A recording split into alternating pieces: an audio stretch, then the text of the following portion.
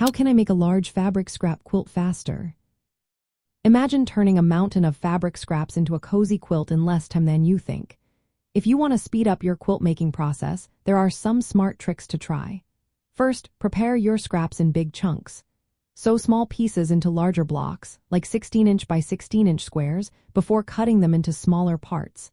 This reduces the number of pieces you handle and makes sewing faster. Next, use foundation or paper piecing. Sew scraps directly onto a paper or fabric base. This keeps everything stable and cuts down on the time spent measuring and trimming tiny pieces. It also helps keep your seams straight, making the sewing process smoother. Chain piecing is another great time saver.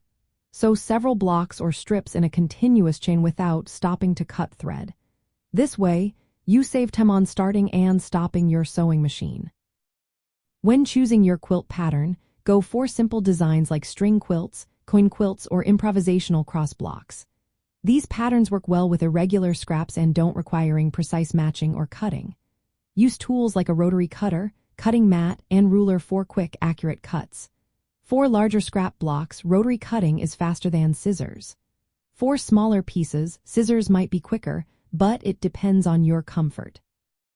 Press seams as you go with quick methods like finger pressing or a quick iron pass. Don't overthink perfect seams until the quilt is finished. When assembling, sew larger sections first, like rows or blocks, then join those into the full quilt. Breaking the project into smaller parts makes it easier and faster to complete.